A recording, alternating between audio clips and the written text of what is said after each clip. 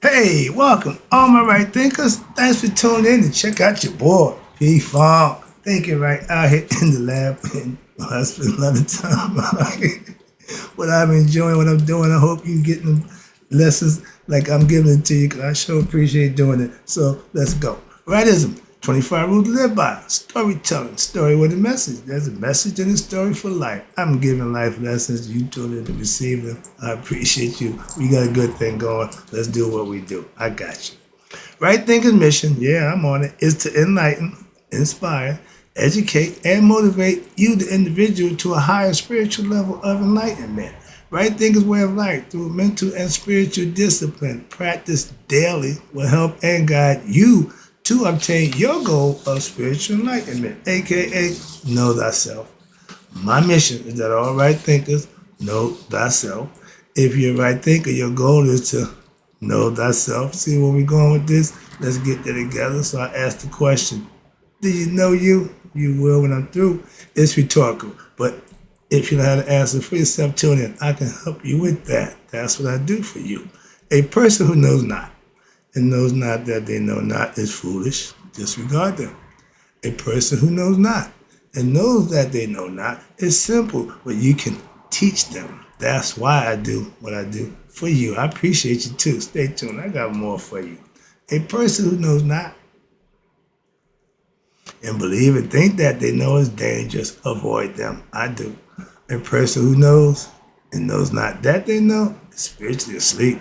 I can awaken them. I'm the spiritual alarm clock here to wake you up with knowledge of self. That's what I do for you. A person who knows and knows that they know is wise. Follow them. All these persons reside in you. Right thinkers, know thyself. And to my yacht, be true. I'm going to break down a nice little lesson. I think this is fun. I'm going to have some fun for this lesson. So let's talk about the Pauti, aka the 9 principles of creation. Break the creation story down for you right quick. According to the theology of Anu. Again, Anuian theology. I'm going to break it down for you again. I just broke down the story of Asar Aset Haru. So let me talk about the 9 principles of creation. Selected a few verses from the Assyrian resurrection myth of ancient Egypt. Start with number 5. It says, in the beginning, there was a primeval ocean we called the Noon, and from it arose Ra, according to the Assyrian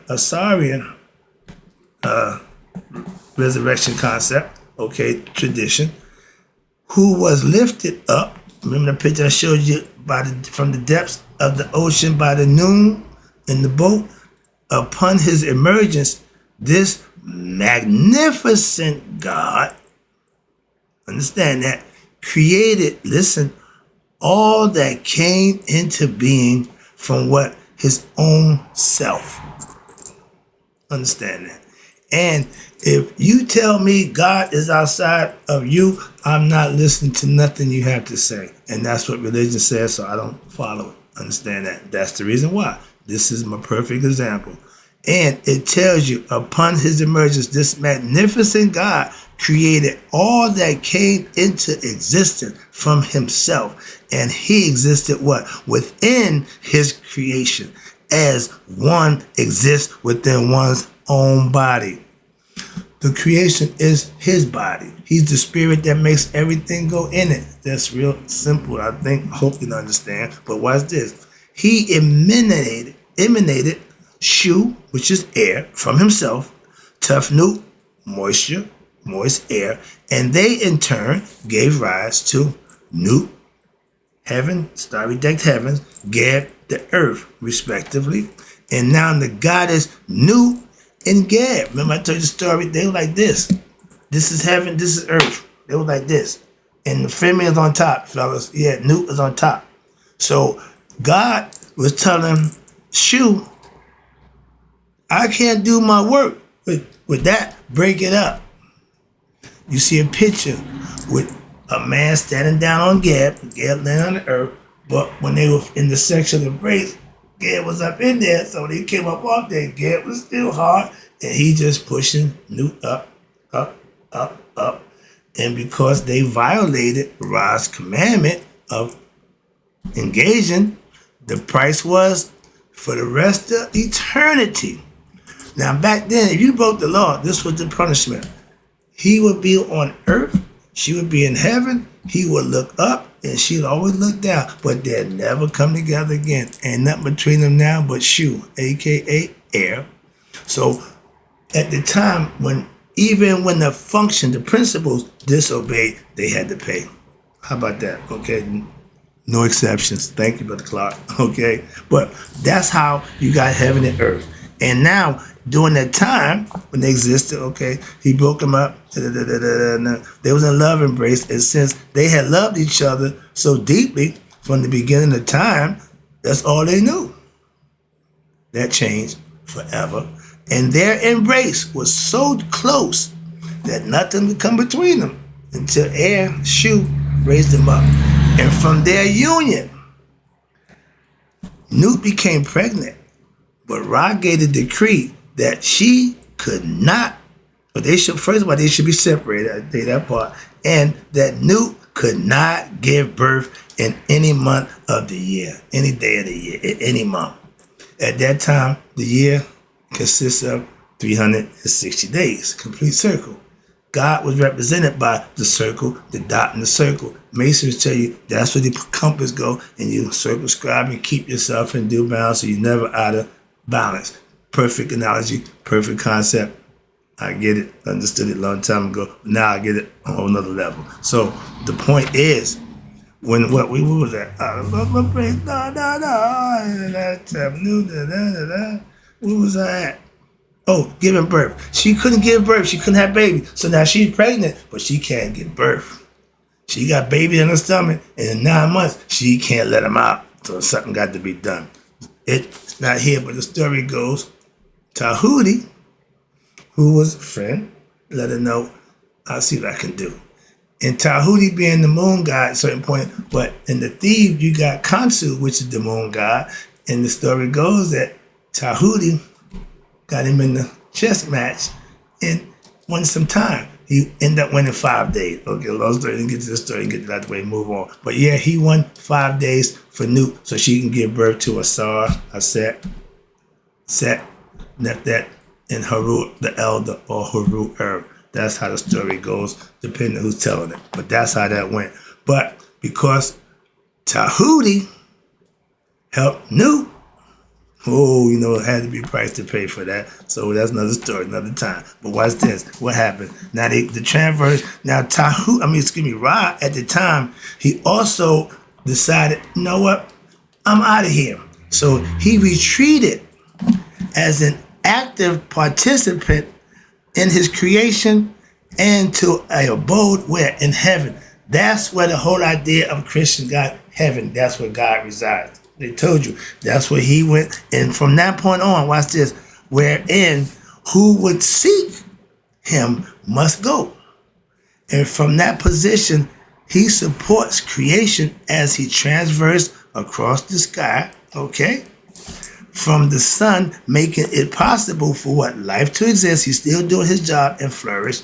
And in the morning, he is known as Khepri. And in the noon, afternoon, high noon, he's known as Ra, the Most High. And at sunset, he's known as Tim. Those are 3 phases of life. Born, midlife, prime of life, and then end of life. The sun has the same cycle. Now, the concept is, now also from what here, we can witness what? The activities and the events of creation from up high. Sees everything. Hence, I got the eye in the sky. Now, he's the begotten son. S-U-N, not S-O-N. He only got one. That's it. And in his absence, he created who? Tahuti as his minister and his messenger, through whom he and Ra would now manage and sustain his creation. So he's up, out the way. Only way you can get to him now is go through life, live righteous, pass the judgment day, scales of Maya, and you can go be with him in the afterlife. That was the concept of our ancients. So y'all got different heaven with this, they got that, who at the gate, or again, don't waste my time with that. I have a concept, I'm good with that. But I gotta say this, the only God messenger and savior that didn't die or get killed was Tahuti. Rest of them went by the way of Sandusky. So I'm not Tahuti, so I don't want that job. Moving on. And Ra, what he do? He insinuated himself as what?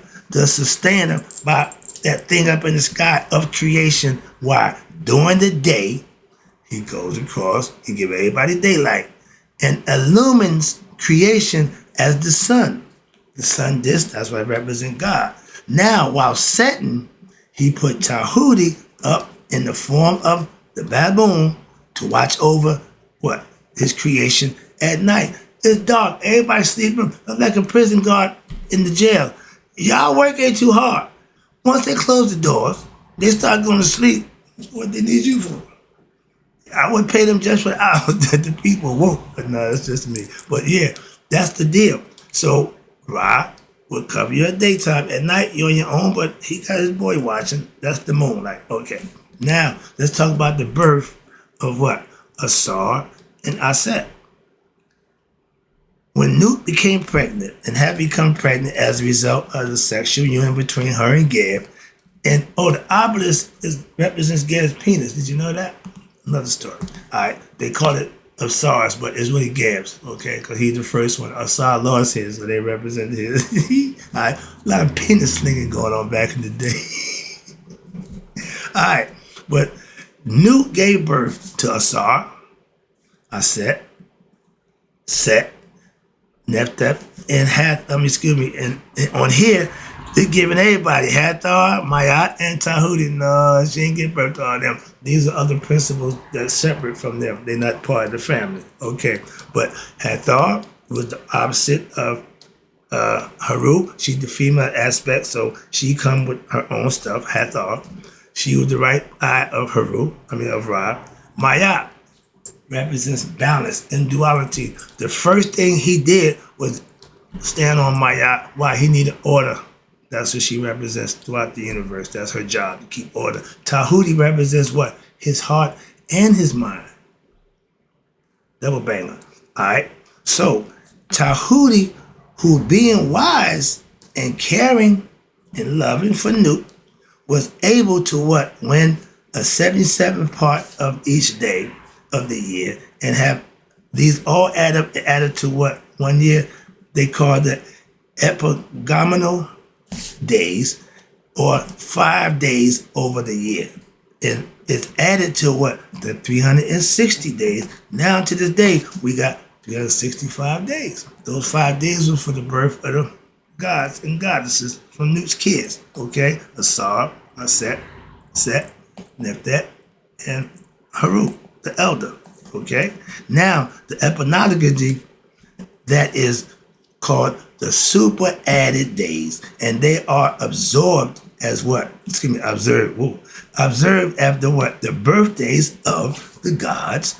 On the first of these days, firstborn Asar was born, and as he came into the world, they heard of, what's this? Now, when Asar was born, when he came into the world, they say a voice was heard saying, "The Lord of all, Nebuchadnezzar, is born." Meaning, my son is born into the world. Now, upon the second of these days was born who? Haru, elder. Upon the third day, your boy Set. He couldn't wait to be born. He jumped the line and came out sideways. Just came out, just kicked the door and literally just came out the side womb, made his own womb in the mother's, okay? Who came into the world, watch this, neither at the proper time, it wasn't time for him, nor by the right way. He started out not good, watch this, but he forced a passage through a wound which he made in what? His mother's side. That rib story, that was Set coming out of his mother. So now, and how about that? If he was being born women had to already be here. So that stuff about the womb, no, stop with that story, please. Now, upon the fourth day, what happened? Aset was born, and she was born in the marshes of Egypt, okay? And upon the fifth day, dropped out Nephet. She was born. And as regards to the fathers of these children, remember the phrase, mama's baby, daddy's maybe. We got some maybes going on even in this story. Watch this, because the first two are said to have been begotten by Ra. Isis by Tahuti, and Set and Nephthys by Gad. So you got a whole lot of stuff going on there. I ain't gonna indulge in that one. We're just gonna move on about that one. Too much time. I ain't in the classroom setting, so I won't go there. But therefore, since the third of the super added days was the birthday of who? Set. They looked at the kings, considered it to be what? Unlucky. The 13 wasn't unlucky. They said the third day was unlucky for they could, and guess what? And in the consequences that they neither transacted any business in it, nor even suffered themselves to take of any refreshments until what? Sundown. So they fast and then do no business on the third day, which is the day that Set was born out of the 5. Okay. Number 11, last one. They further added what? That Set married Nephet. Okay. Now Nephet represents mortality. Set represents ego. Them two together can't make nothing. I'm just saying, that's the concept. And Set married Nephet, and that Set married Asar. And having a mutual affection while they was enjoyed each other's time in the mother's womb while they was inside Nut, even before they were born. And that form, and from that, this union sprang what? Horus the Elder, who the Greeks called Apollo. Sound familiar? Asar and Aset gave birth to Haru. And Asar and Nephet gave birth to Anubis. So Asar dealt with immortal, which is wisdom and intuitive knowledge, which is Aset. And he also dealt with nature, mortality, because he had a thing for humans. So he made it with Nephet. Spirit, mortality, discernment is a good thing because it's a principle that helped us become what? Better people with our discernment, our decision making. Because obviously before then, they wasn't doing too good with that. Hope you enjoyed the lesson. Try to have some fun with it. They ain't gonna make it too long. But the whole point is, hope you got the understanding. This was concepts and principles that they practiced and they manifested by what? Implementing them, and it works. I'm still practicing them. Guess what? I'm here now, so it's still working. Thank you. The blood of Jesus can still work for the Christians. Knowledge of self can still work for my right thinkers. Hope you enjoyed the lesson. And in closing, may you all live to be 100, maybe 100 minus a day. So I never know that my right thinkers passed away. Oh, I'll be back.